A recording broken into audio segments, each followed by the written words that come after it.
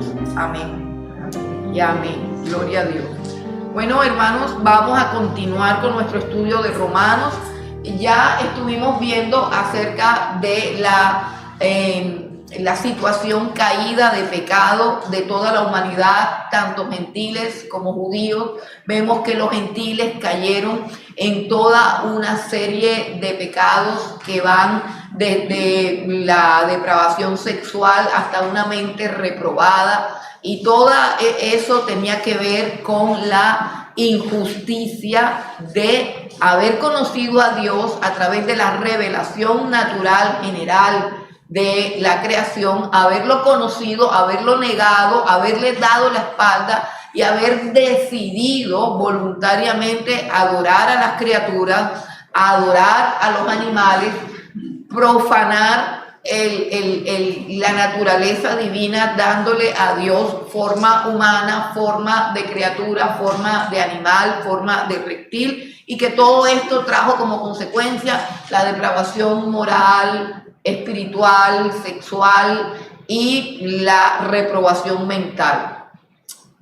Por otro lado, los gentiles los judíos que contaban con una revelación más específica, más clara y más profunda, utilizaron esa revelación para juzgar y condenar a los demás, para llenarse de orgullo, para llenarse de soberbia, lo cual también es injusticia, porque toda la gloria le pertenece a Dios, y todo aquel que se roba la gloria que le pertenece a Dios está cometiendo un acto de injusticia, más los judíos que tenían ese conocimiento de esa gloria, de esa unicidad de un Dios que es, digámoslo así, es digno de toda alabanza y de toda la adoración. Y finalmente hay una conclusión donde no hay ni un hombre justo y no hay nadie que esté buscando a Dios. Finalmente se concluye que a través de la ley y a través de las obras ningún ser humano puede justificarse delante de Dios.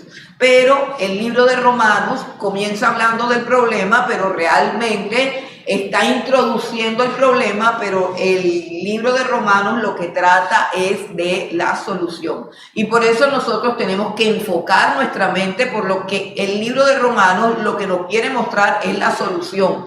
El libro de Romanos no fue escrito para que nosotros nos compadezcamos de nuestra situación moral depravada y digamos, ay sí, todas estas cosas es porque todos somos pecadores, y nos convenzamos de que esa es nuestra realidad y que la gracia nos va a ir llevando y manejando la cosa. El libro de Romanos fue escrito para que nosotros conozcamos cuál es la vida que Dios nos ha regalado a través de Cristo Jesús. Una vida que comienza con la justificación. Pero esa justificación, dice el libro de Romanos, no tiene nada que ver con la ley y no tiene nada que ver con las obras, sino que se revela aparte de la ley. Dice el versículo 21, capítulo 3, que ahora, aparte de la ley, se ha manifestado la justicia de Dios, que fue testificada por la ley, o sea, por el Nuevo Testamento, o sea, por todos los escritos de Moisés, que son los 5 primeros libros de la Biblia. Todos hablaban acerca del Señor Jesucristo, y por los profetas, que pues es todo el resto del contenido de la Torá. Y es una justicia que se revela a través de la fe, dice, por medio de la fe en Jesucristo, para todos los que creen, porque no hay excusa. Una de las cosas que hace que esta justicia sea justicia, es decir, sea justa, es porque le da a Dios lo que Dios realmente merece. Le da a Dios toda la gloria.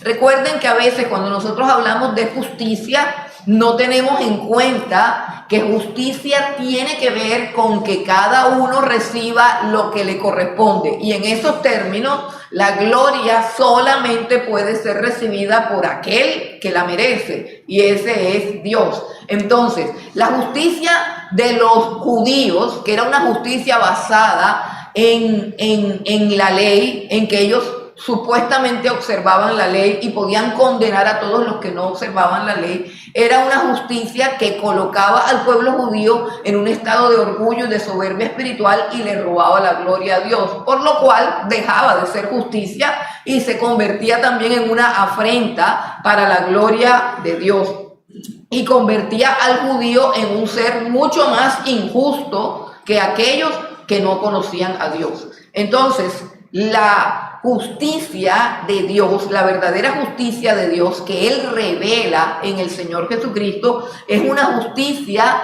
que elimina toda la jactancia, toda la soberbia y todo el orgullo humano. Mientras los gentiles se envanecieron en sus razonamientos y nosotros encontramos ateos que dicen que el hombre viene del mono y que es el resultado de un proceso evolutivo, lo mismo que la creación, y una cantidad de sandeces y una cantidad de tonterías que hacen que también el hombre sea altivo, arrogante, soberbio.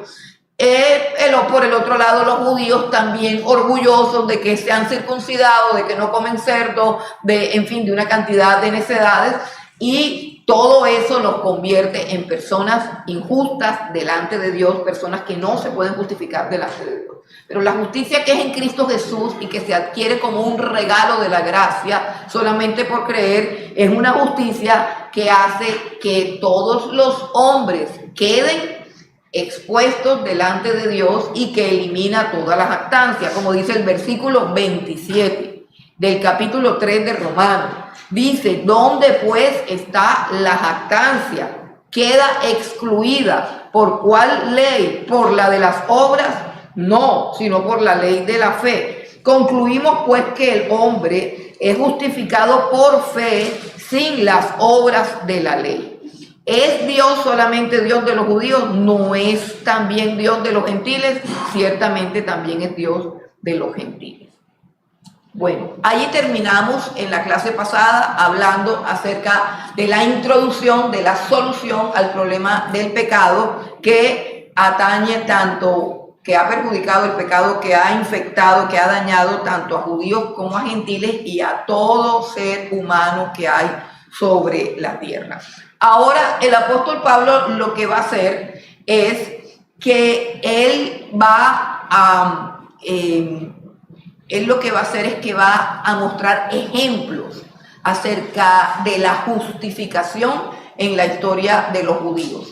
Y ese primer ejemplo que nosotros tenemos es el ejemplo de Abraham. Abraham, gracias a Dios, la Biblia, aunque para algunos parece misteriosa y extraña, cuando Dios nos alumbra el entendimiento, se vuelve clara, se vuelve simple, se vuelve fácil de entender. Y la Biblia tiene ejemplos claros de cómo un hombre puede llegar a ser justo delante de Dios. Recuerden que la clave no es cómo ser justo ante los hombres, porque cualquiera se justifica ante los hombres. La clave es cómo ser justos delante de un Dios que es 100% santo, 100% justo, y que nos ha dado unos mandamientos que son la expresión de su justicia, la expresión de su santidad. Entonces, ¿cómo un hombre puede ser justificado delante de Dios? Y del primer hombre que se habla en la Escritura que fue justificado delante de Dios fue de Abraham. Entonces vamos a ver el primer ejemplo, que es Abraham. Capítulo 4 del libro de Romanos. En el Antiguo Testamento, antes de la muerte de Cristo, ¿cómo se salvaban los hombres? ¿Cómo fue justificado Abraham? Esa es la pregunta. Capítulo 4, versículo 1 dice, ¿qué pues diremos? ¿Qué halló Abraham nuestro padre según la carne? Porque si Abraham fue justificado por las obras, tiene de qué gloriarse, pero no para con Dios. Porque, ¿qué dice la Escritura? Creyó Abraham a Dios y le fue contado por justicia. ¿Qué nos está diciendo el apóstol Pablo ahí? Si se dan cuenta que ya él está hablando como un judío que le habla a otros judíos. Dice, ¿qué pues diremos que halló Abraham nuestro padre según la carne? Ahora está hablando de Abraham como padre de los judíos según la carne. y se está haciendo uno con el pueblo judío y les está diciendo, ¿qué halló? Halló que podía jactarse, que podía ser mejor persona. Entonces él dice, bueno, si lo consideramos a él en comparación con otros judíos, quizás Abraham tiene mucho de qué jactarse. Si nosotros examinamos la fe de Abraham y su respuesta al llamado de Dios, es posible que Abraham tenga mucho de qué jactarse y que la conducta de Abraham nos haga sentir avergonzados a muchos de nosotros en muchas maneras.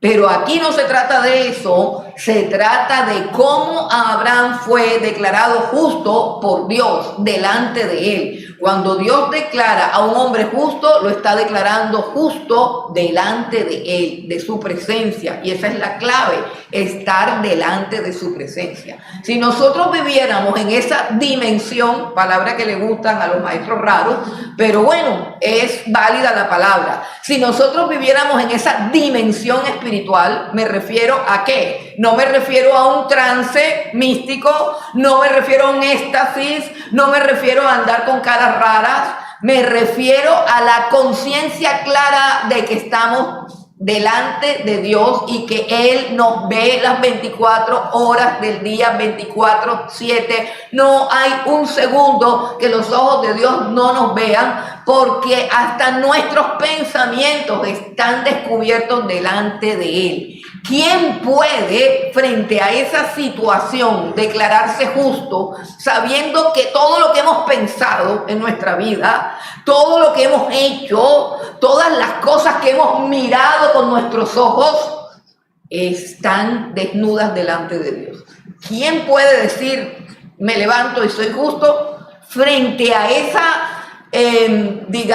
frente a esa claridad? Es decir, si yo tengo esa claridad, si yo soy consciente de eso, sé que tendría que bajar la cabeza. No podría. Y de eso se trata. ¿Qué halló Abraham? ¿Por qué fue justificado? Y la Biblia dice claramente, y lo cita el apóstol Pablo, creyó Abraham a Dios. Abraham le creyó a Dios. Es un asunto de fe, Y dice que Abraham le creyó a Dios en tanto que Dios le decía, aún en su vejez, aún en su ancianidad, aún en su impotencia humanamente hablando, le decía, tú vas a ser padre de multitudes. En tu simiente serán benditas todas las familias de la tierra. Tú vas a tener un hijo y a través de ese hijo vendrá la salvación a la humanidad. ¿Cómo Abraham puede creer algo que en ese momento humanamente es imposible? Esa es la fe de Abraham. Abraham simplemente le creyó a Dios y Dios en su contabilidad le abonó esa fe como justicia. Ese es el pensamiento básico de toda la fe cristiana.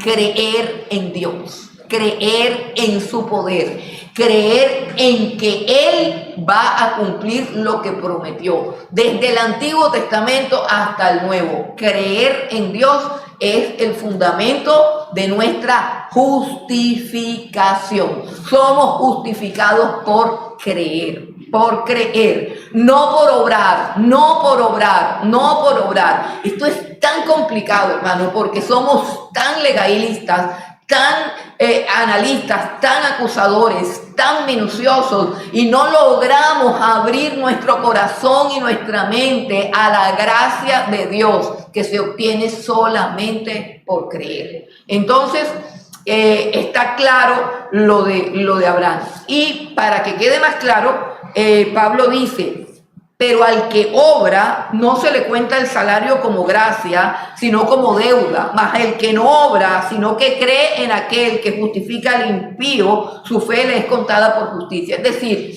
que si Abraham hubiese obtenido su justificación por hacer un trabajo, por cumplir un trabajo, él está hablando como del ejemplo de un jornalero, de un trabajador. A un trabajador le entregan unas funciones, le entregan unas tareas y le dicen, tú tienes que hacer todo esto, ¿cierto? Pero si él no cumple con todas las tareas, entonces no va a recibir un salario, sino que por el contrario queda en deuda con aquel que lo contrató para hacer el trabajo, ¿cierto? Si tú contratas a alguien para que te pinte toda la casa y te pinta la mitad de la casa y viene y te cobra, no le pagas. ¿Por qué no le pagas? Porque Él te está debiendo según el contrato. Y esa es nuestra situación con Dios. Si nosotros intentamos pintar la casa que Él nos mandó a pintar, jamás terminaríamos de pintarla. Si nosotros intentamos cumplir con las exigencias de las demandas de la justicia de Dios expresadas única y exclusivamente en los 10 mandamientos, nunca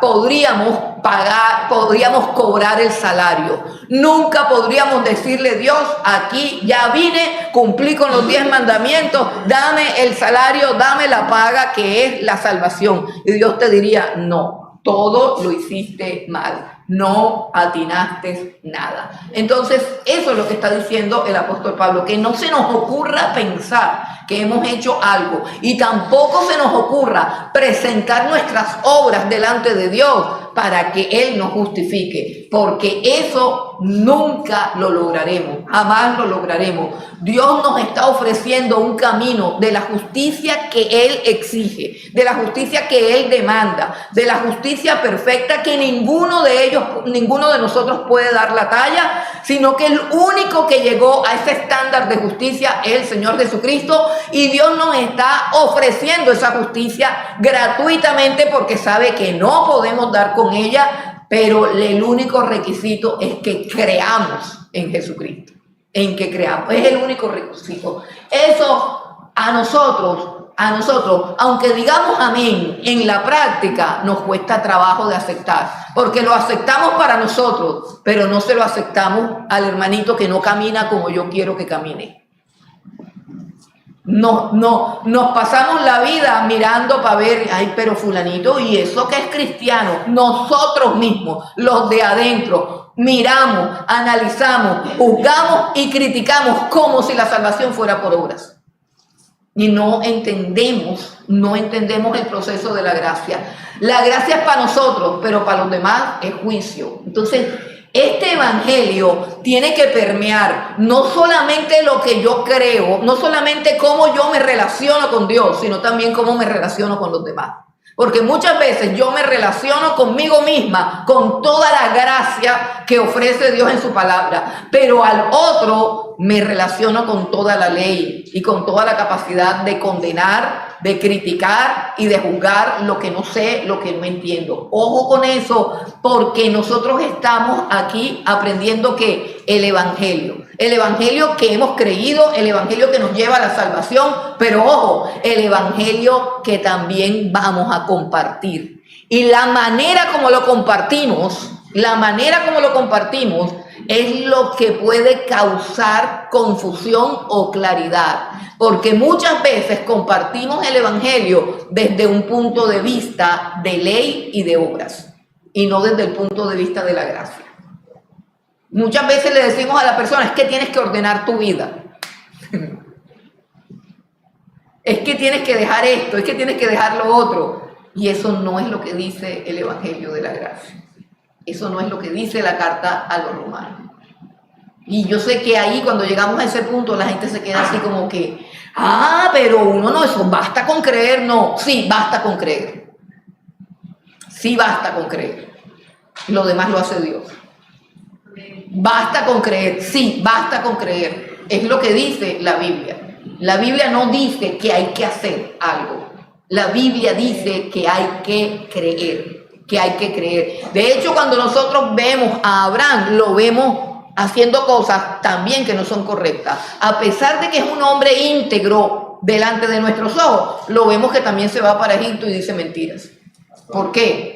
Porque él ha sido justificado no por sus obras, sino por su fe en el Dios que lo ha llamado y que le dio una promesa. Eso es todo. No es más nada. Eso es todo. Ok. Bueno, sí. El ladrón en la cruz. El ladrón en la cruz, exacto, que no alcanzó a hacer nada. Y como diría una pastora amiga mía, ni siquiera diezmó. Que es lo más importante. Bueno.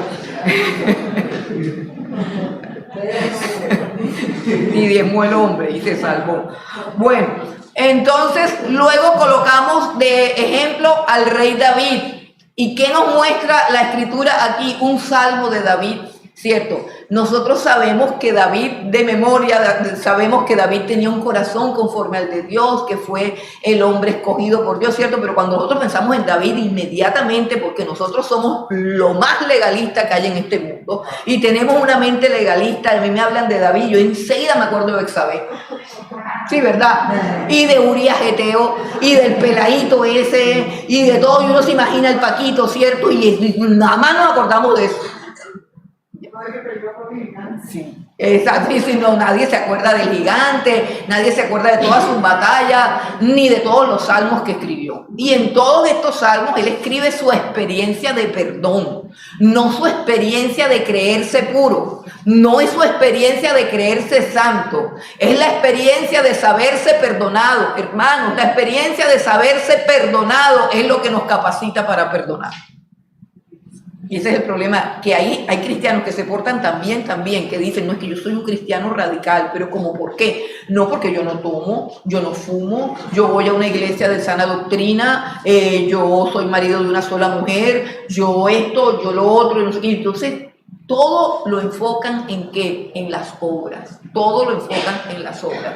Entonces, David no dice, ay, cuán bienaventurado es el hombre que se porta bien, que tiene una sola mujer, porque él obviamente no puede decir eso, no puede decir nada de lo que quizás muchos hombres podrían decir acá. Él sí ha echado no una, sino muchísimas canas al aire. Entonces él dice cuán bienaventurado es el hombre que ha sido perdonado. La única diferencia entre nosotros y la gente de afuera es que fuimos perdonados. Acuérdense de eso. Fuimos perdonados, fuimos escogidos, fuimos llamados. Mire, el hado que nos hace a nosotros el objeto pasivo de las acciones de Dios es lo que debemos grabar siempre en nuestros corazones y en nuestra manera de hablar. No el yo hice o yo alcancé y yo logré o porque yo me porto bien o porque yo pienso, porque a mí me parece, porque yo nunca hago esto, porque yo siempre tengo en cuenta eso. Todo eso tiene que ver con el orgullo y la soberbia que la justicia de Jesucristo vino a excluir de nuestras vidas y de nuestros corazones. ¿Recuerdan dónde está la jactancia? Dice, queda excluida. Luego, los que son salvos por fe en la obra de Cristo no tienen de qué jactarse, porque fueron salvados, ¿por qué? Por pura gracia, no por obras. Ok, y ese tiene que ser mi lenguaje, y ese tiene que ser mi percepción para con las demás personas, ¿cierto? Entonces, David dice en el versículo 7, bienaventurados aquellos cuyas iniquidades son ¿qué? Y mira cómo dice, o sea que todo el mundo tiene sus iniquidades, ¿cierto? Todo el mundo tiene sus iniquidades. Acuérdate de eso cuando veas las iniquidades del otro hermanito. Cuando tú veas las iniquidades de tu hermano, acuérdate que tú también tienes las tuyas. Solamente que te tienes que asegurar que las tuyas hayan sido perdonadas, ¿cierto? Y entonces, si tú crees que las iniquidades de tu hermanito no han sido perdonadas, ¿qué debes hacer? ¿Qué deben hacer? A ver. Predicarle, pero si es un hermanito y ya se convirtió. ¿Qué deben hacer? Orar para que Dios lo perdone. No señalar para que Dios lo condene. Llamarlo aparte. Hablar con él. Compartirle de cómo yo hacía lo mismo o cosas peores y también Dios me redarguyó de pecado, ¿cierto? Desde ese punto es que podemos trabajar con el pecado, sabiendo que también está en nosotros, que no hay iniquidades más grandes ni iniquidades más chiquitas. Escuche, hay iniquidades perdonadas y hay iniquidades no perdonadas. Las tuyas, las mías, las del hermanito, las del que se fue, las del que llegó, las del que apareció, las del que hizo, las del que dijo, todas son iniquidades. Algunas están perdonadas, otras no están perdonadas. ¿Cuál es la bienaventuranza? que esas iniquidades estén perdonadas. Dice, y cuyos pecados son cubiertos. O sea, todo el mundo tiene pecados. El problema es que estén cubiertos con la sangre de Cristo, que estén cubiertos con la justicia de Cristo. Todos tenemos nuestros pecados. Dios es un Dios que cubre, no es un Dios que desnuda. ¿Aló? Pues yo los veo como muy serios así. Están como que, ay, no me lleven para allá, que eso no me gusta. Ok, Dios, el evangelio, ¿qué hace? ¿Descubre o cubre? Cubre. ¿Qué hace el evangelio? Los veo callados, allá atrás están callados. ¿Qué hace el evangelio? ¿Descubre o cubre? Cubre. No están de acuerdo. Siento la oposición.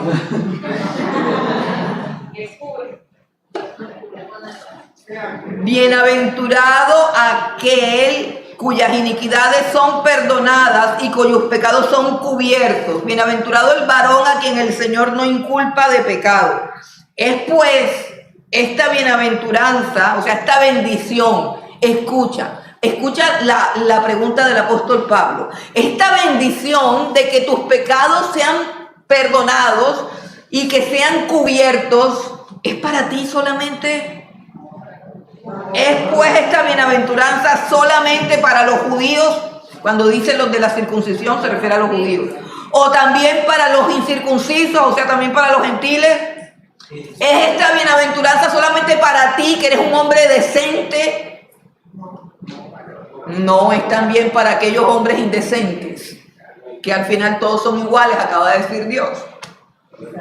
Dice, también para los incircuncisos. ¿Por qué decimos que Abraham? Porque decimos que a Abraham le fue contada la fe por justicia. Y una de las cosas importantes que pone el apóstol Pablo es que cuando Abraham fue declarado justo, no era judío. Escuche, cuando Abraham fue declarado justo, no era judío. Recuerde, no era judío. Eso a los judíos se les olvida. Se les olvida que Abraham no era judío cuando Dios dijo que él era un hombre justo. Eso es lo que dice ahora Pablo en el versículo 10. ¿Cómo pues le fue contada? ¿Qué cosa? La justicia a Abraham. ¿Cómo lo declararon justo? Estando en la circuncisión, o sea, habiéndose circuncidado. No se había circuncidado. O en la incircuncisión, dice no, en la circuncisión no, sino en la incircuncisión. Y dice ahora el versículo 11. Y recibió, ¿sí ve? Ahora viene que esto también lo recibió. Recibió la circuncisión como señal, como sello de la justicia de la fe que tuvo. Miren qué importante, el orden de los factores siempre altera el producto. En la Biblia siempre altera el producto. Recibió la circuncisión como señal, como sello de la justicia de la fe que tuvo cuando no estaba circuncidado, para que fuese padre tanto de los circuncidados como de los no circuncidados. Y ahí se va cumpliendo la promesa de Dios en Abraham, que le dijo: serás padre de mucha gente, muchos pueblos salen de los lomos de Abraham. Los árabes, los ismaelitas, todo ese poco gente sale de los hombros de Abraham, y también los judíos. Y todos son llamados a la salvación. Y todos son llamados a la justificación gratuita si creen en la simiente de Abraham, que es Jesucristo. A todos.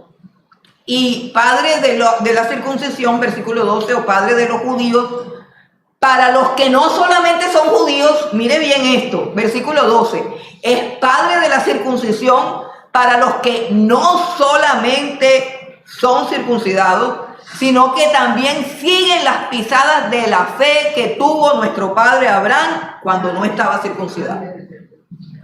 O sea que Abraham no es padre de los judíos de ahora. ¿Sí entiende? Les pregunto, ¿Abraham es padre del pueblo judío de ahora? Según lo que acabamos de leer. Pero ellos no siguieron No, de lo que estamos leyendo. A ver, dejen las adivinanzas, no vayan a adivinar. No, yo no les estoy diciendo que adivinen nada, les estoy diciendo que lean lo que estamos diciendo.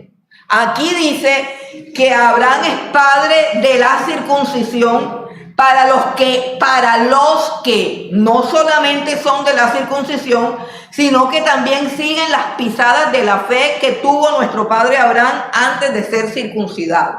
Pregunta, los judíos ahora, los que viven allá, ¿ellos están siguiendo las pisadas de Abraham? No, pastora. ¿Sí o no? No, Ajá. porque estamos diciendo que él recibió la justicia antes de ser circuncidado, y ahí nos están diciendo que los que siguen esto antes de que él fue judío, antes de las pisadas de su fe, estos son los que actualmente, como ellos niegan a Jesucristo, palabras más, palabras menos. Exactamente, no pueden porque ellos no han creído en lo que Abraham creyó. No han creído en lo que Abraham creyó. Ahora nos estamos acercando, pero es que el apóstol Pablo está, está desarrollando el evangelio. Porque ahora nos vamos a acercar, bueno, pero ¿qué fue lo que creyó? Exactamente, ¿qué fue lo que creyó? Sí, creyó, pero ¿qué creyó? Ok, ahí vamos, poco a poco. Bueno, ahora dice el versículo 13, porque no por la ley fue dada a Abraham o a su descendencia la promesa de que sería heredero del mundo, sino por la justicia de la fe. Aparece un rasgo o un aspecto de todas las promesas que se le dieron a Abraham. Miren qué tremendo esto. Me parece que esto se sale un poquito del tema, pero me parece supremamente interesante abordarlo. Dice, no fue por la ley que a Abraham y a su descendencia le dieron la promesa de que sería heredero del mundo, sino por la justicia de la fe. Miren esta promesa en particular, herederos del mundo. ¿Ustedes recuerdan una de las bienaventuranzas de Jesús que habla de esto? ¿Quién me dice cuál es la bienaventuranza en el Sermón del Monte que dice esto? ¿Bienaventurados los qué? ¿Ah? No. ¿Bienaventurados los qué? ¿Quiénes serán herederos del mundo?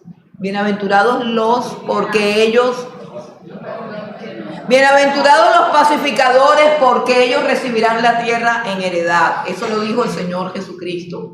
Y es una interpretación de esta misma promesa. Herederos del mundo, herederos de la tierra. O como lo dice más adelante, herederos de Dios y coherederos en Cristo Jesús. Bueno, pero esa promesa dice que no se recibe por la ley, sino por la fe.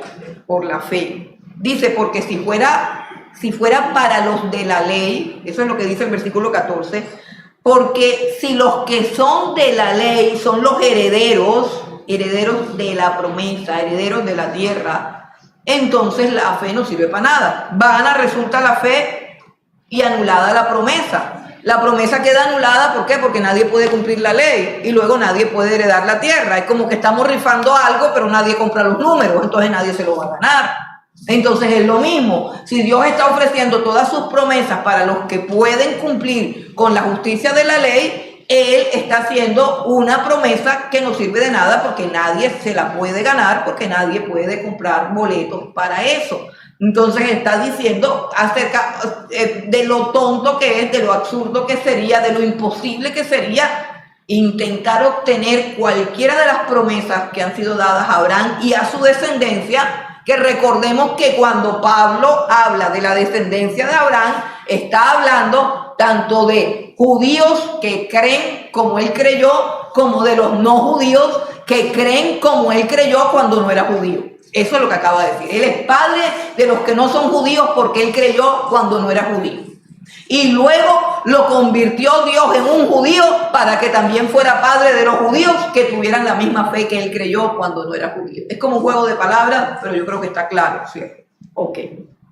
Bueno. ¿Sí? No sé si entendí mal. Dice en Mateo 5:5 dice, bienaventurados los mansos, porque ellos recibirán la tierra por heredad. Sí. Entendí que dijo que los pacificadores eran los... No, los mansos. Yo dije los pacificadores. Entonces me equivoqué. Son los mansos. Sí, los mansos porque ellos recibirán la tierra por heredad. Sí, bueno, entonces seguimos. En el en el versículo 15 dice, pues la ley produce ira, pero donde no hay ley tampoco hay transgresión. La ley de Dios lo que hace es denunciar al culpable. No mentirás. Lo que hace la ley es mostrar que la mentira es un agravio para Dios, que la mentira es un crimen, un delito delante de Dios. Eso es lo que hace la ley. Por lo tanto, la ley no me puede salvar. La ley lo único que puede hacerme es condenarme. La ley lo único que puede hacer es acusarme. Cada mandamiento de la ley lo único que hace es exponer mi culpa y someterme a la ira. La palabra ira ahí implica la justicia de Dios. La ley me coloca en la ira de Dios. Me coloca como una persona culpable, no solamente por haber hecho eso, sino porque eso es una afrenta contra Dios. O sea, me coloca bajo la ira de Dios, bajo la condenación o bajo el castigo de Dios. Esa es la función de la ley. Y bajo la ley, todos los que estén sin Cristo serán condenados, serán juzgados y serán castigados. Más bien, la ley juzga y condena a todos los que la abrazan, a todos los que dicen, no, yo me voy a portar bien. Entonces no tienen idea qué es portarse bien. O sea, la persona que dice, no, yo quiero ser una buena persona para que Dios me bendiga. Yo quiero ser una buena persona para que Dios me lleve al cielo. Está diciendo, bueno, voy a intentar algo. Lo que no sabe es que nunca lo va a lograr, porque no sabe qué significa ser una buena persona ante los ojos de Dios. No tiene ni idea, no tiene ni idea. Ok, entonces dice, por tanto, versículo 16, es por fe para que sea por gracia. Para que sea por gracia, ¿qué cosa? La justificación. A fin de que la promesa sea firme para toda su descendencia, es decir, a fin de que toda la descendencia de Abraham, sea judía o sea gentil, pueda heredar las promesas. Tiene que ser por gracia, porque si es por obras, no la va a heredar nadie, es lo mismo.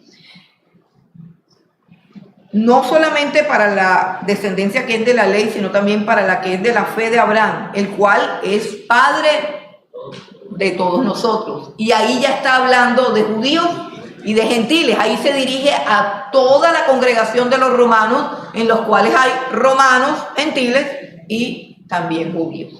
Bueno, entonces vamos a analizar un poco ahora lo que viene acerca de la fe de Abraham, que es supremamente importante, maravilloso, espectacular, que nosotros podamos mirar el espejo de esa fe, porque esa es la fe que nos justifica delante de Dios.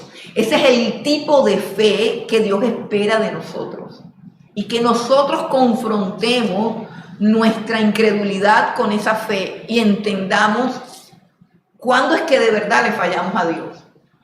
Cuándo es que de verdad estamos mal delante de Dios. Y todo se resume a cuando le creemos y cuando no le creemos.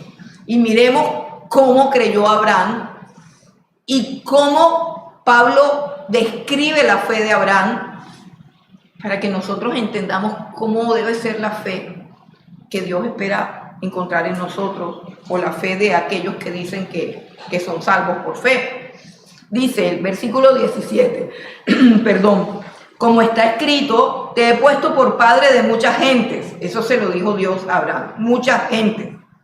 Delante de Dios a quien creyó, el cual da vida a los muertos y llama las cosas que no son como si fuesen. Ese es el rasgo fundamental del carácter de Dios, en el cual se fundamentó toda la fe de Abraham. No sé si lo recuerdan, en el momento en que Dios le pide que sacrifique a su hijo Isaac, y como el autor de Hebreos nos dice que cuando él fue a sacrificar a Isaac, estaba completamente seguro de que Dios era poderoso para levantarlo de entre los muertos, y por eso le dijo a sus ayudantes, quédense aquí, que el muchacho y yo iremos, adoraremos y volveremos.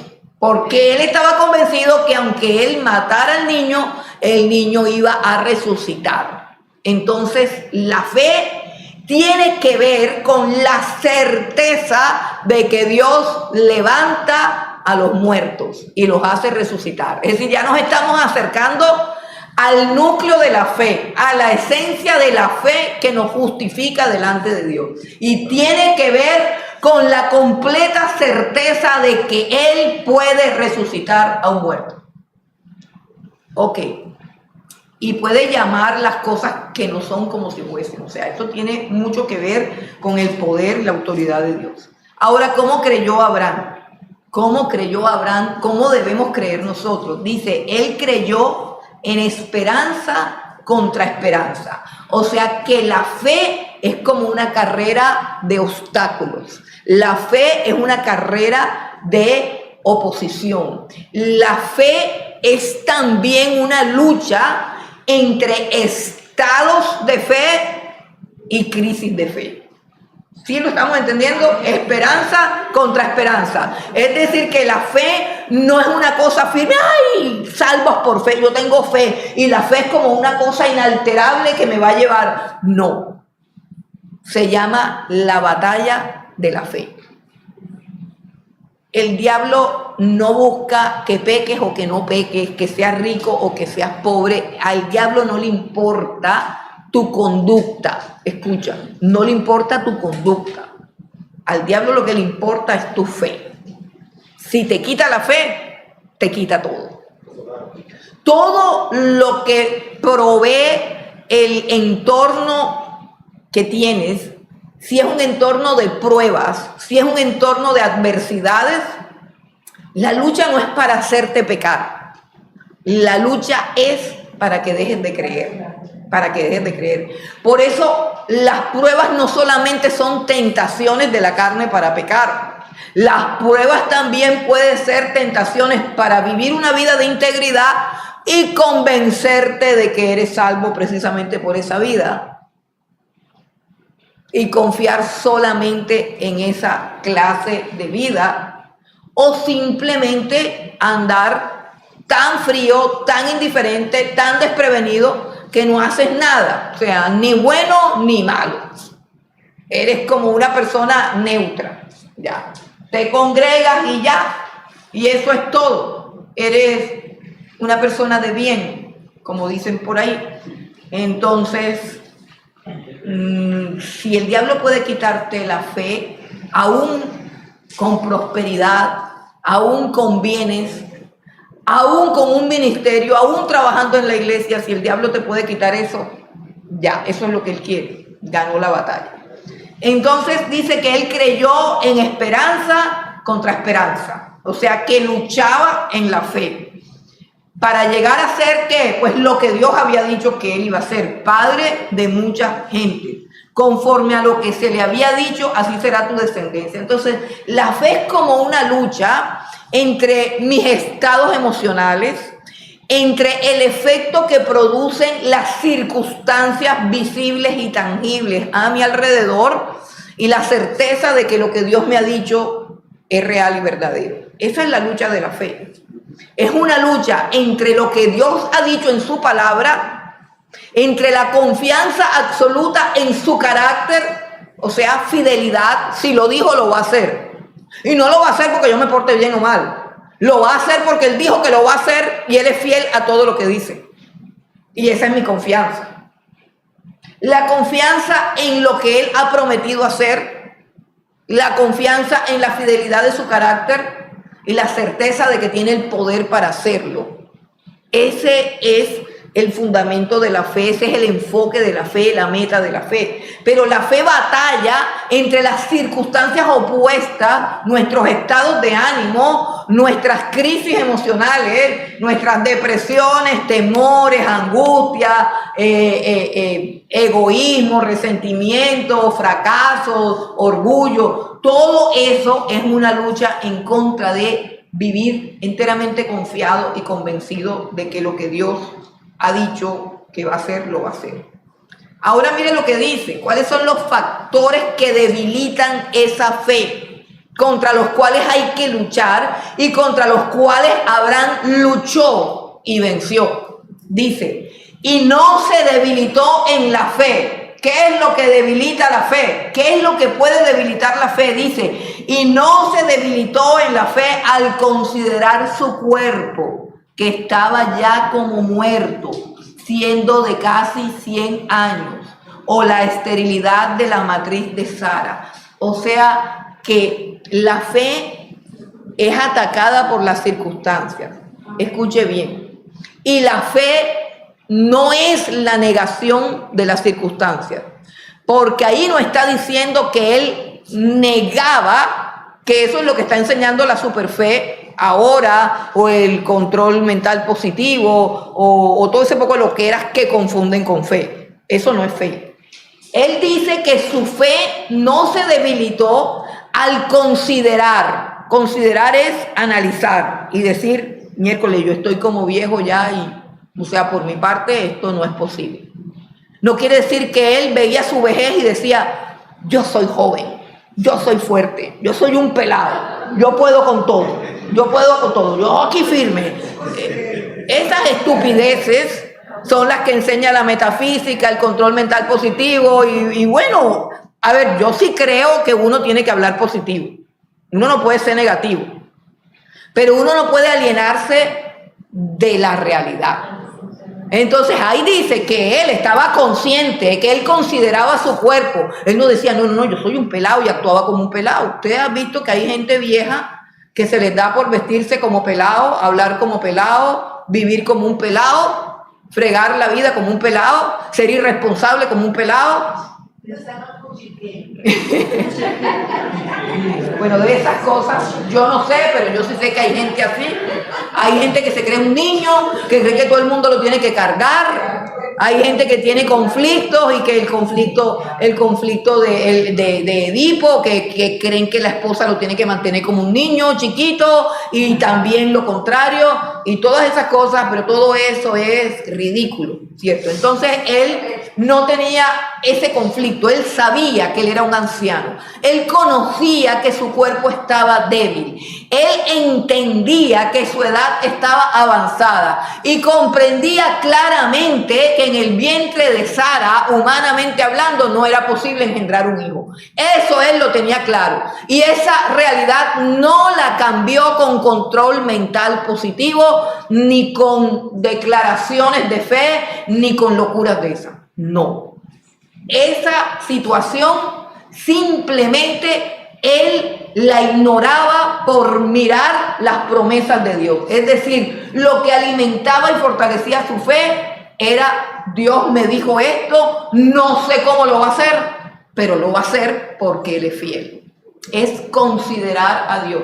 En el ejemplo que el mismo Señor Jesucristo nos da cuando le dice al apóstol Pedro que camine hacia Él sobre el mar, y la Biblia dice que Pedro dijo ordena, hasta ahí es lo mismo, la misma fe de Abraham, ordena que yo vaya a ti caminando sobre el mar. ¿Qué estaba diciendo Pedro? Yo sé que tú tienes autoridad sobre el mar, sobre mis piernas, sobre mi caminar, y que eres poderoso para no permitir que yo me hunda.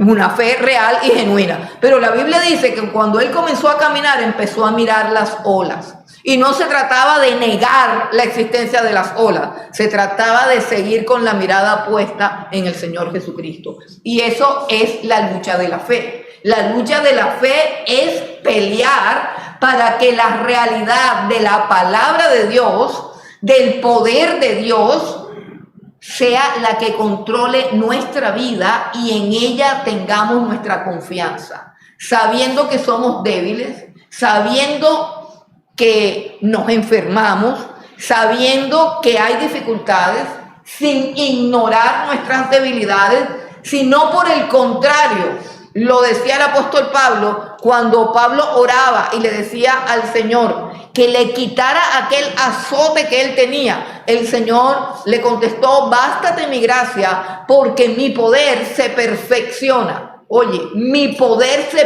perfecciona en tu debilidad. Entonces la lucha consiste en en medio de esa debilidad, de él contemplar su cuerpo, de él contemplar la esterilidad de su esposa, centrarse en la palabra de Dios y decirle a Dios: yo sé que tú eres poderoso para hacer lo que has dicho, aún a pesar del estado avanzado de vejez, de debilidad y de esterilidad en que nos encontramos. De eso se trata la fe, de poner la confianza en Dios sin negar la realidad. Al contrario, que la realidad sea un impulso, algo que nos lleve a aferrarnos con más fuerza. Por eso es que Dios permite la debilidad en nosotros.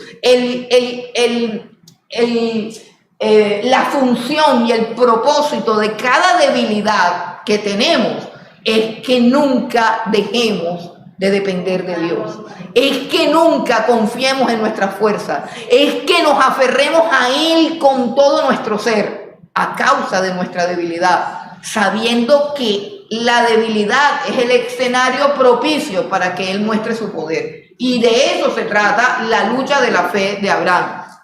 Dice: no se debilitó en la fe cuando consideraba su cuerpo, ni cuando consideraba la esterilidad de la matriz de Sara. Versículo 20, tampoco dudó por incredulidad de la promesa de Dios.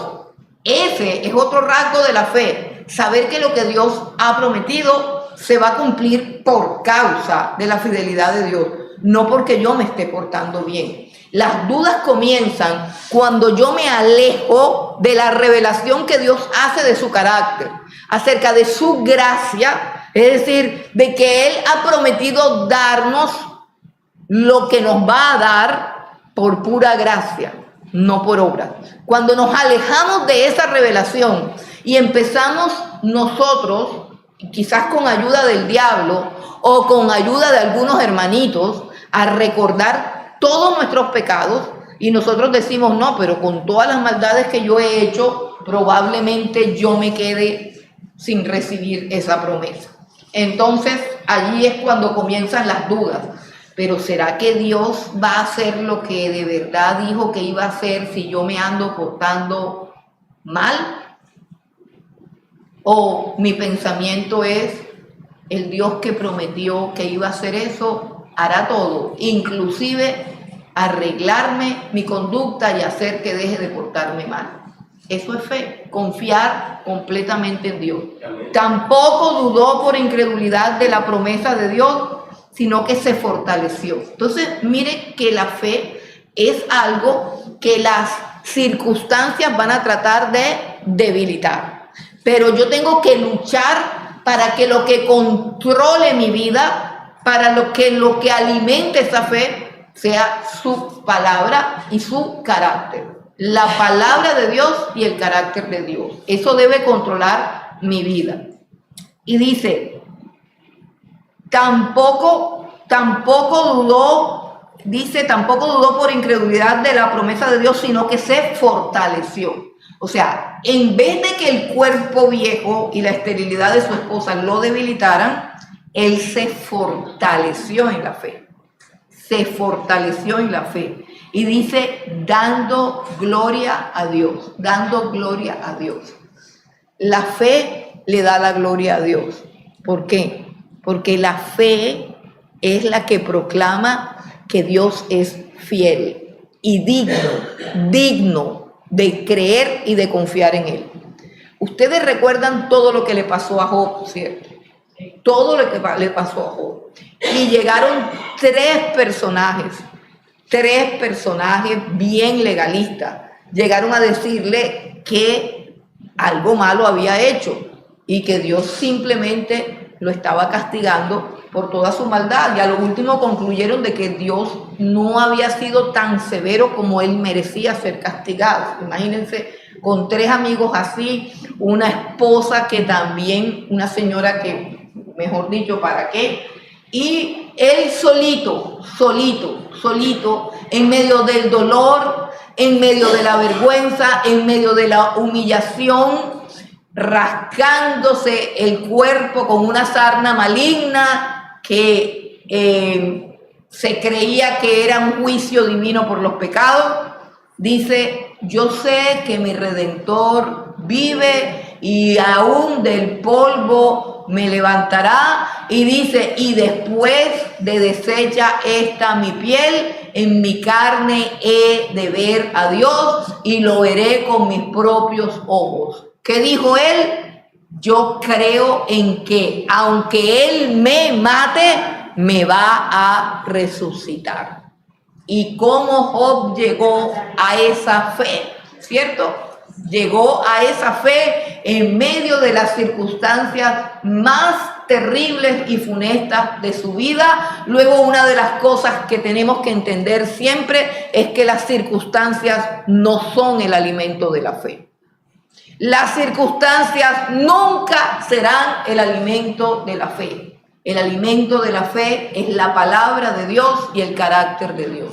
Si usted quiere tener la fe de Abraham, la fe que justifica, la fe que glorifica a Dios, la fe que le agrada a Dios y la fe que inspira a las demás personas, fundamente su corazón, sus emociones y sus pensamientos en la palabra de Dios y sobre todo en el carácter de Dios y no en el carácter suyo ni en el estado físico suyo. ¿Por qué tenemos una sociedad tan frágil? ¿Por qué tenemos una sociedad tan débil? Porque es una sociedad basada en la apariencia física. Como estamos en el siglo de la apariencia física, estamos llenos de gente acomplejada, deprimida, suicida, bipolar, esquizofrénico, falso, con miedo, con todo, porque lo único que importa es la imagen, la apariencia. Eso nos agota y eso es un ataque para la fe. A usted no le da cosa cuando descubre que se está poniendo bien. ¿Cierto? Se está poniendo viejo, se está poniendo feo, sobre todo, no solamente feo, sino débil, dependiente, como así que ya no veo sin gafas, como así que ya no puedo pararme rápidamente, como así que no puedo llegar al tercer piso sin ahogarme, como así comienza uno como a preocuparse y mis hijos que ni me quieren y entonces comienza uno y se hace todo un tierrero. Bueno, acuérdese de Abraham. Acuérdese de Abraham, no permitió que el estado de su cuerpo en su vejez debilitara su fe. No permitió que el contemplar las circunstancias debilitara su fe. Y repito, usted tiene que contemplar las circunstancias. Es decir, usted no puede vivir alienado de la realidad. Usted tiene que cuidarse, usted tiene que alimentarse bien, usted tiene que examinar todas las cosas, usted tiene que enterarse de si sus hijos están perdidos o no están perdidos. Usted no se puede hacer el loco. Usted no puede decir, no, mis hijos por fe están durmiendo. Usted tiene que ir a ver que están durmiendo, porque lo más probable es que no estén durmiendo. Entonces, uno no puede vivir así. Uno tiene que estar considerando la realidad, pero con la fe de que las promesas de Dios son una realidad superior a las circunstancias. Entonces dice que se fortaleció dándole gloria a Dios. Versículo 21, plenamente convencido de que era también poderoso. ¿Sí ve el carácter y el poder de Dios? Está convencido de que Dios es poderoso para hacer todo lo que le había prometido. Por lo cual también su fe le fue contada por justicia. Miren, al margen de qué tan claro tenía Abraham cómo sería la justificación y la obra de Cristo en la cruz, que lo tenía claro porque Jesús, por allá en el libro de Juan, dice, Abraham se gozó de que había de ver mi día, y lo vio y se gozó. Y eso quiere decir que Abraham entendió que de sus lomos, de su descendencia, nacería el Salvador. Y en eso creyó. Ok, pero cuando nosotros miramos la vida de Abraham, eso no nos parece tan claro porque eso hace parte de sus convicciones internas, de sus convicciones que están adentro, y no ha sido revelada esa justicia como lo está diciendo el apóstol Pablo aquí en el capítulo 3, que aparte de la ley se ha revelado la justicia de Dios en Cristo Jesús. O sea, no está tan claro eso, pero él sabe que la justicia tiene que ver con el cumplimiento de la promesa de Dios de traer a un redentor, a un salvador de los lomos de él, de Abraham. Entonces, sí. O sea, que fue tremendo del libro por haber aceptado Por haber aceptado. a Agar, sabiendo que decidió. No. Precisamente, eso es complicado. Él ahí lo que tuvo fue una crisis de fe porque él quiso ayudar a Dios. Como Sara quiso ayudar a Dios y él dijo, bueno, ni modo, este es el camino. Pero Dios convierte eso en parte de sus promesas. Ahí nos acercamos a una parte un poco complicada porque podemos llegar a pensar, ay, pequemos y hagamos todo y metamos la pata que de todos modos nos va bien. O sea, si metemos la pata, Dios hace que la metida de pata se nos convierta en algo bueno. No, eso puede ser. Les voy a decir algo que sí, les voy a decir que sí. Para los que aman a Dios, todas las cosas. Aquí de pronto se va la mitad del curso. Bueno, gloria a Dios. Así que se vayan los que se quieren ir. El cristiano que mete la pata no programa la metida de la pata. La mete por bruto, por ignorante, por estúpido, por escuchar al consejero equivocado, por descuidado, por sinvergüenza, por fresco. Pero él no tiene en su agenda, por ejemplo, yo mañana voy a meter la pata porque la Biblia dice que a los que aman a Dios todo nos ayuda para bien, así que yo me voy con toda. Mañana es viernes y yo me voy de rumba. Y los que aman a todo. Yo me voy con todo y lo que pase no importa, todo eso no le pasa a ningún cristiano. No le pasa nada. Pero repito, hay cristianos que yo no sé, o que no le enseñan bien, o que no sé qué, pero meten la pata. Es más, yo creo acá, que esos cristianos santurrones así, muy rectos así, terminan metiendo la pata porque es necesario que metan la pata. O sea, porque es necesario que se caigan, que se revienten, que pequen, para que ellos se den cuenta que son iguales a los demás. Eso es lo que yo creo. Por eso uno no se las puede dar de tan santurrón, porque entonces uno señala, critica, condena y después termina uno también resbalándose. Pero sí es cierto que aún los errores que cometemos en el transcurso global de nuestra historia, veremos que de alguna u otra manera Dios los utilizó para nuestro propio bien. Porque repito, aun cuando fallamos, aprendemos lecciones que dejan una marca en nuestro carácter y que nos ayudan a entender al pecador. Porque es que nosotros entendemos al pecador solamente en las áreas en que nosotros pecamos. Pero en las áreas en que no pecamos decimos, él no tiene derecho a hacer eso porque yo nunca lo he hecho. Entonces, nosotros tenemos como unos códigos internos de perfección, de qué es lo permitido y qué no es permitido, pero Dios no tiene eso. Entonces, aún nuestros errores, porque eso fue un error, pero aún ese error fue parte del cumplimiento de aquella promesa de serás padre de muchas gentes, de multitudes de gentes, traducido como muchedumbres de gente. Él es padre de Ismael, él es padre de todos los ismaelitas, él es padre de todos los árabes, él es padre de todo ese pueblo. Oye, eso estaba dentro del plan de Dios, sí, pero fue una falla, sí, fue una falla. Fue una falla porque le costó dolor, le costó sufrimiento y le sigue costando. Pero está dentro del plan de Dios, sí. Está dentro del plan de Dios. ¿En qué sentido? En que Dios sabía que iba a pasar. Y eso está acorde con su plan. Repito, nos acercamos a un borde de la soberanía de Dios y entramos en conflicto y nos vamos de la materia, sigamos mejor aquí. Entonces no fue de viveza que lo hizo, fue de torpeza, pero finalmente terminó para bien la cosa. Bueno, entonces no lo hagan a propósito, no se vayan a descarriar a propósito, porque para el que se descarría a propósito hay otra cosa fea por allá, pero eso hace parte del libro de Hebreos, entonces mejor no. Bueno, dice una horrenda expectación de juicio. Bueno, también dice que no solamente con respecto a él se escribió que le fue contada, ¿qué cosa? Su fe por justicia. No solamente la fe de Abraham es contada como justicia, sino también la fe de nosotros. Dice, sino también con respecto a nosotros, y está diciendo Pablo, a nosotros esa fe se nos ha de contar por justicia. Esto es, a los que creemos en ¿qué? En que Dios levantó de los muertos a Jesús nuestro Señor. Judíos y gentiles. ¿Cómo? Judíos y gentiles. Sí, A nosotros. exacto, exacto.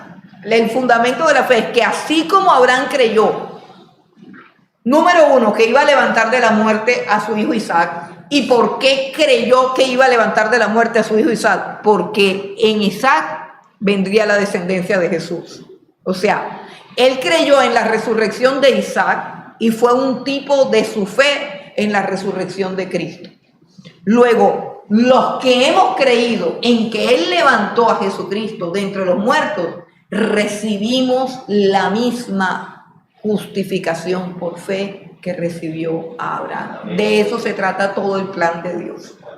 Todos los que creemos de la misma manera, sin poder ver, sin nada, y creemos que Dios levantó a Jesucristo de entre los muertos, hermano, y aún más, porque más adelante, es decir, la fe es algo tan grande, extenso y profundo que no puede ser mirada en su contexto global, sino que vamos poco a poco. Pero resulta que esa misma fe que nos es contada por justicia, de que Jesucristo se levantó de entre los muertos y resucitó y está sentado allá, es la misma fe que hace que yo enfrente a la muerte con la certeza de que a mí también Dios me va a levantar de entre los muertos. Eso es parte esencial de la fe, parte esencial de la fe. Por eso un cristiano no debe perder ni debilitar su fe al contemplar su enfermedad, al contemplar sus debilidades, al contemplar sus fraquezas. ¿Por qué? Porque sabemos que el que vive en nosotros tiene el poder de resucitar a los muertos. Como dice el versículo 18, estamos delante del Dios que da vida a los muertos y que llama las cosas que no son como si fuesen. Y todo el tiempo de nuestra vida se desarrolla en la presencia de Dios.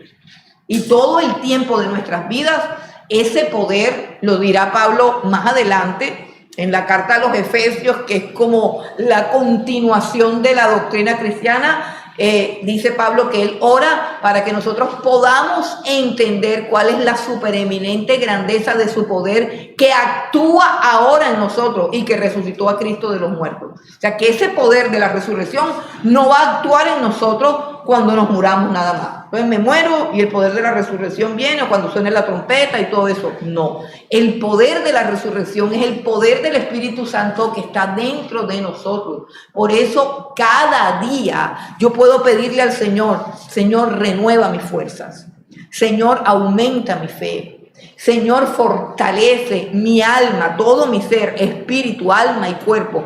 Yo puedo pedirle a Dios. ¿Saben cuántas promesas hay de fortaleza, de renovación, de sanidad, de bendición? Miles de promesas. ¿Y están basadas en qué? ¿En que Jesucristo venga otra vez y ponga la mano? No, en que somos templo del Espíritu Santo. Que el Espíritu que resucitó a Cristo de los muertos es el que mora dentro de nosotros. Bueno, y dice, sino también con respecto a nosotros, a quienes ha de ser contada, esto es, a los que creemos en el que levantó de los muertos a Jesús, Señor nuestro, el cual fue entregado por nuestras transgresiones y resucitado para nuestra justificación. O sea, volviendo a la pregunta que me hacían, judíos y gentiles, sí, los judíos no son justificados. ¿Por qué? Porque no creen en que Jesucristo ha resucitado. Esa es la premisa fundamental de la fe que justifica al pecador delante de Dios. Y bueno, ahora continuamos con los resultados de esa justificación. Los resultados de esa justificación en el capítulo 5, sería bueno que los enumeraran, que los guardaran, que los abrazaran, porque son increíbles esos resultados. Es decir, ¿qué son los resultados? Lo que pasa inmediatamente, lo que ya tienes, no lo que vas a conseguir dentro de unos años caminando con Dios. Resultado es lo que ya tienes, lo que es tuyo ya ahora. Primer resultado, Justificados pues por la fe tenemos paz para con Dios por medio de nuestro Señor Jesucristo. ¿Qué significa que tenemos paz? No solamente el estado de paz que debemos tener y que muchas veces se nos vulnera porque dejamos de confiar, creer y poner todos nuestros sentidos en Dios para ponerlos, repito, en cosas como nuestras circunstancias, nuestro cuerpo, la vejez, la enfermedad, la situación económica, el presidente loco que tenemos, etcétera, etcétera. Y nosotros decimos, ¿y ahora qué vamos a hacer? Entonces se nos olvida quién somos y se nos olvida en quién hemos creído y delante de quién estamos. Entonces, dice que el resultado principal es que estamos en paz, pero no solamente en un estado de paz, sino a paz. Es decir, que la fe en el Señor Jesucristo es como un paz y salvo. ¿Usted alguna vez ha comprado muebles en Jamar? Usted, sí, exacto, yo también hace años, pero usted sabe la paz que da cuando uno paga la última cuota. Tiene que ir allá a que le den el paz y salvo. Cuando uno coge ese papel y dice, por fin, ya no me llaman más, ni yo me porto por aquí más nunca. Más nunca. Entonces, así, como cuando uno le da un paz y salvo, no sé, porque yo esa es la única deuda que he tenido en mi vida, yo no le debo nada a nadie, porque la Biblia dice que no le debemos deber nada a nadie, pero, yo no sé si usted tiene deuda. Hay tipos de personas que duermen felices, roncan con las deudas y no les pasa. Porque saqué el crédito a nombre del pastor. Y me llamaban por el pastor. Por culpa del pastor. Bueno, eso es peor todavía. Eso es peor. Bueno, eso es por desobediencia, porque uno no puede salir fiador de nadie, ni del pastor. Entonces, hermanos, conclusión, no hay nada mejor que a uno le entregue un paz y salvo, uno se va feliz, se va contento y uno guarda ese papel para que no me llamen nunca más. Entonces, ese es el resultado inmediato de creer en el Señor Jesucristo y en su obra redentora y en su resurrección. Estamos a paz con Dios. Hermanos, estamos a paz con Dios. Escucha, paz con Dios de todo, de todo, de todo. Paz completa, completa y total.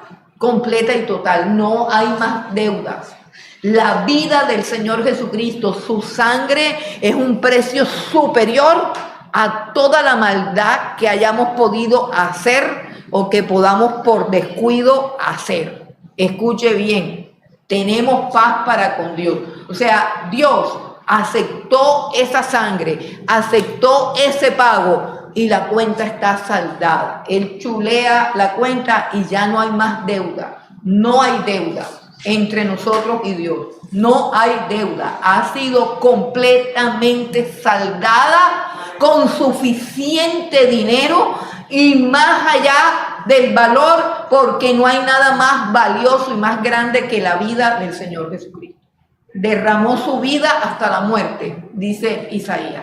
La sangre tipifica la vida de una persona. La sangre de Jesús derramada en el Calvario muestra que la vida del Hijo de Dios fue el pago por mi pecado. Esa deuda está requete saldada, requete saldada, requete saldada. ¿Ustedes recuerdan la parábola del samaritano que se cayó en el camino y estaba como medio vivo y medio muerto? Pasó el levita, no lo atendió. Pasó el fariseo, menos, porque todos ellos son de la ley. Pero pasó un samaritano de esos locos, todos profanos, y le dio como pesarito. Y el samaritano, dice la Biblia, lo cargó, le vendó las heridas, lo subió, burro, caballo, camello, no dicen qué es, pero lo subió en el carro, por así decirlo, lo llevó a un hotel o a un hospital, lo que quieran decir, y dejó una platica. ¿Recuerdan? Que nos dijo, bueno, ahí está el muerto, ya yo pagué y ustedes verán a ver, si se vuelve a enfermar, problema de ustedes. No, dice que le dio una platica extra. Y si con la platica extra no te alcanza, me lo pones en mi cuenta que cuando yo vuelva de camino te pago todo. Más claro, la quieren más clara. Ahora, el que quiera hacer fiesta con eso, pues simplemente no ama a Dios ni se ha convertido. Pero esa es nuestra salvación y eso implica el pago de la cruz, amplio y suficiente para cubrir todos mis pecados. Por eso David dice, bienaventurado aquel cuyos pecados son perdonados, cuyas iniquidades son perdonadas y cubiertos todos sus pecados. La sangre de Cristo puede cubrir toda mi maldad, toda, absolutamente toda. Entonces, ¿estamos qué? En paz. Tan en paz estamos, dice, segundo punto, este es el segundo resultado, tenemos entrada. Y nos dicen, ven acá, pero tú ya dejaste todas aquellas malas mañas que tenías. Hay gente que no entra a la presencia de Dios por eso. No, pero yo que voy a orar si yo el otro día estaba haciendo esto y lo otro. Tenemos entrada. Precisamente por eso es que hay que entrar. Precisamente por esa causa hay que entrar. Hay que entrar al trono de la gracia para que esa gracia me ayude a caminar como lo que Dios dice que soy, una persona justificada. Tenemos la entrada. ¿Y por qué es la entrada? Por el precio que pagó Jesús. La entrada no es porque me porté ayer bien. Hay gente que cuando se porta mal no ora porque piensa que Dios está bravo y hay que esperar un rato para que se le quite la rabia. Luego yo hoy no oro. Oro mañana cuando a Dios se le haya olvidado lo que hice. Ustedes no conocen gente así. Sí. Te hacen algo y de repente no te hablan. Y yo ve acá, pero si el que se metió conmigo fue él, ¿y por qué no me habla? No, porque está esperando que se me pase la rabia. Y de repente pasa un mes y al mes él cree que ya se me olvidó lo que me hizo y llega y dice, hola, Elo, ¿cómo estás? Y yo igual. Pero Dios no sufre de esas cosas porque Dios pagó por eso, porque Dios conoce todos los pecados por los que Cristo murió. Es decir, la paga del pecado es que muerte. ¿Cuál pecado? El de ayer, el de hoy y el de mañana. Entonces ya está pagado, pero como nosotros cuando pecamos se nos nubla la mente, se nos embolata la fe, entonces decimos, no, yo hoy no voy a orar porque yo hoy me porté mal y Dios no me va a recibir. No, es cuando más corriendo hay que ir, precisamente hay que ir. Yo hablaba con una chica un día que me decía que ella se resbalaba una y otra vez en la misma cosa. Y obviamente todo depende, porque si tú te resbalas en la misma cosa porque te gusta, porque piensas que Dios se tiene que aguantar, pero la persona que le pasan estas cosas por lo general sufre y llega a angustiarse de por qué siempre tiene que salir con esto y sufre por eso. Entonces yo le decía a ella, creo que Dios me mostró como una visión y yo le decía, mira, suponte que tú tienes un niño que le gusta jugar con barro y tú le dices todos los días que deje de jugar con barro y el peladito sale y juega con barro y llega todo sucio, llega todo asqueroso, tú lo subes de pronto allá en el lavadero, lo restriegas duro, le quitas el mugre y le pones ropa nueva y le dices, mira que ya estás cambiado, que ya estás vestido, por favor no te vuelvas a salir para el patio y no te vuelvas a ensuciar. Y el peladito vuelve y se va para el patio y se vuelve a ensuciar. Ese peladito deja de ser hijo tuyo porque haga eso. ¿Tú lo dejas de querer porque haga eso? No. ¿Qué haces con un peladito así? Lo coges otra vez del brazo, lo vuelves a subir, de pronto lo restriegas más duro así. Pero igual lo vuelves a dejar limpio y lo vuelves a dejar vestido. Ya. Y eso es lo que hace Dios a veces, la limpieza bastante dura, porque ya te he limpiado 2 veces y vuelves a revolcarte allá. Pero es lo mismo. No, hermano, es lo mismo. Es una posición adquirida, no por mis méritos, sino por la obra de Cristo. Simplemente. Entonces, tenemos entrada por la fe a la gracia. Y tenemos una entrada firme, dice, estamos firmes y nos gloriamos en la esperanza de la gloria de Dios. Un comentarista decía algo muy interesante, que recuerden que la Biblia dice que nosotros fuimos creados para la alabanza de su gloria. O sea que de alguna manera nosotros fuimos creados para reflejarle al mundo algo de la gloria de Dios. O sea, nosotros tenemos que ser como un espejo, como la luna refleja la luz del sol. Eso es lo que nosotros estamos llamados a hacer como criaturas creadas a imagen de Dios. Pero el pecado que hace nos destituye de eso, o sea, quita la gloria de Dios y dejamos de ser personas que reflejen a Dios. Pero con la justificación por la fe, nosotros tenemos entrada a la presencia de Dios y nosotros, en vez de estar avergonzados, debemos estar con la esperanza de que cada día seremos mejores y que nosotros, tarde que temprano, o sea, desde ahora y para siempre, vamos a glorificar a Dios con nuestra vida. Es decir, que Dios está actuando en nosotros. ¿A qué velocidad? ¿Con qué rapidez? ¿En qué parte de nuestra vida está trabajando Dios? Eso es personal. Cada quien está recibiendo un tratamiento de belleza de la mano de Dios, y Dios en cada uno de nosotros está haciendo una obra perfecta, pero diferente, singular. Ninguno se parece a nadie. Entonces, tenemos entrada a esa gracia. Nos gloriamos en la esperanza de la gloria de Dios.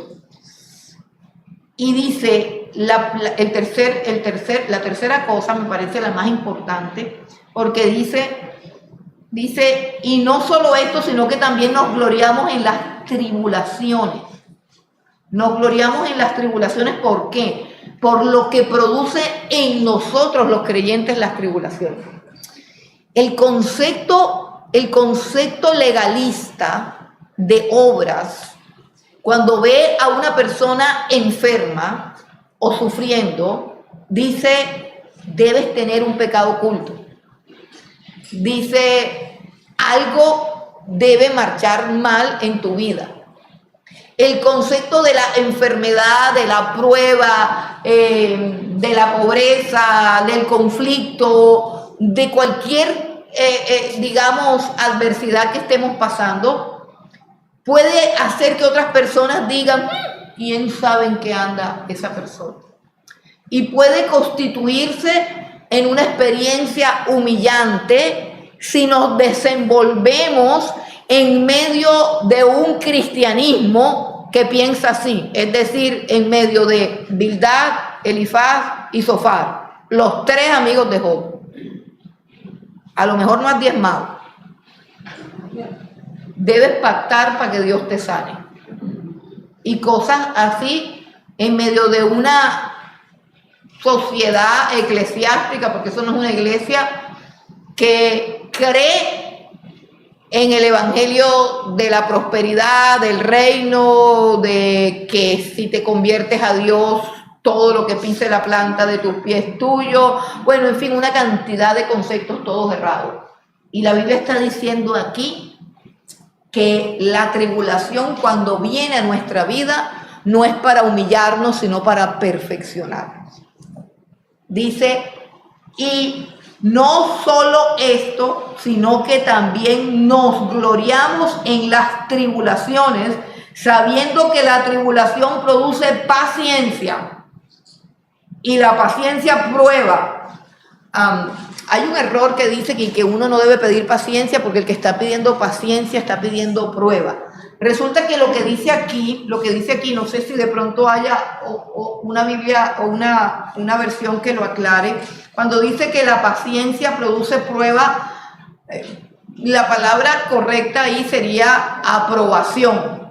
Es decir, que cuando uno, ya te doy la palabra, cuando uno soporta una aflicción con paciencia, es decir, sin perder los estribos, sin perder la fe, sin pecar de murmuración de insultar al otro, cuando uno permanece firme en medio de la adversidad, se produce un carácter aprobado o un carácter probado que nos va a capacitar para vivir de una manera que sea honrosa para el evangelio.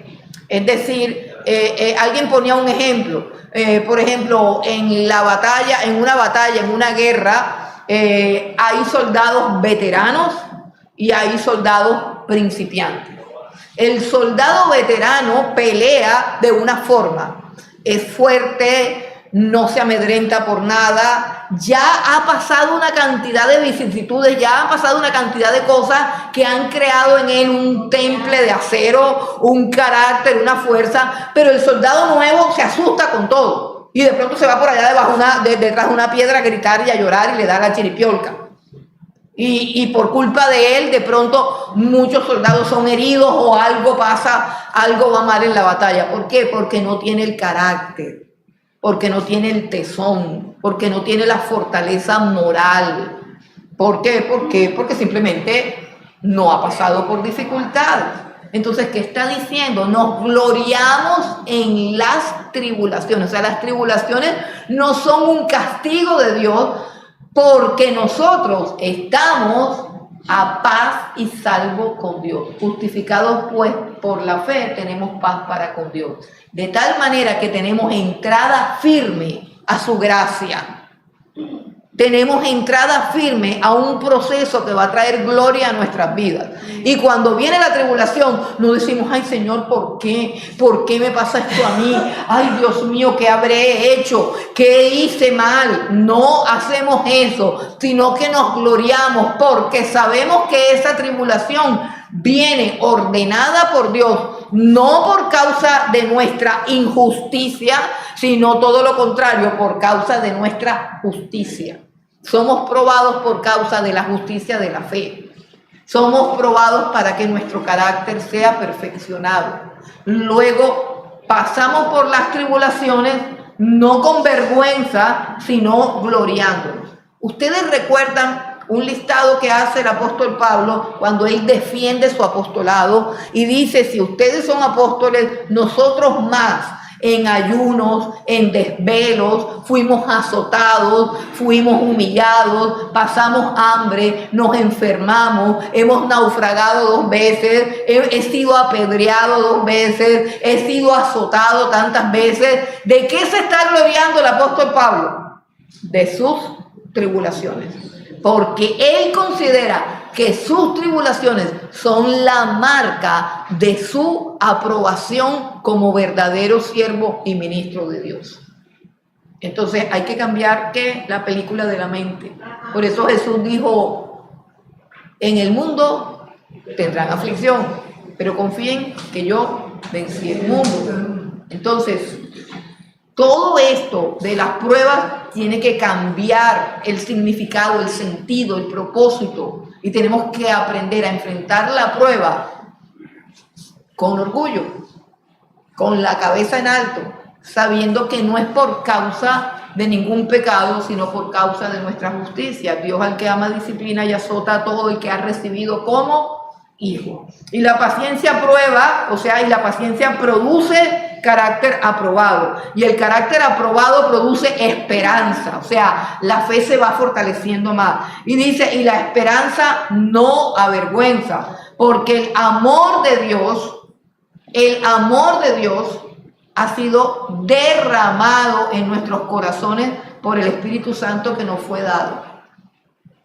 Conocemos a veces que el amor de Dios es que se derramen sobre nuestras vidas bendiciones. Pero el verdadero conocimiento del amor de Dios viene porque Dios derrama el Espíritu Santo, que es un espíritu de amor, que nos da la convicción de que somos amados, aceptados, aprobados, justificados y que somos hijos. Y que dice la Biblia más adelante en este mismo libro, que es el Espíritu Santo el que hace que aún en pruebas y aún aflicciones nosotros clamemos, Abba Padre, o sea, Padre mío, Padre nuestro. Es decir, que aún en la prueba más difícil o quizás en la prosperidad más esplendorosa, yo tenga la certeza de que soy hija, hijo, aprobado, aceptado, perdonado, justificado, no importa la circunstancia. ¿Quién me da esa certeza? El Espíritu Santo. El Espíritu Santo. Hermano, por eso no hay necesidad de psicólogo. En la vida cristiana no hay necesidad de encuentro. En la vida cristiana necesitamos el Espíritu Santo porque la Biblia dice que cuando el Espíritu Santo se derrama sobre nosotros es el espíritu de amor. Es decir, es como un abrazo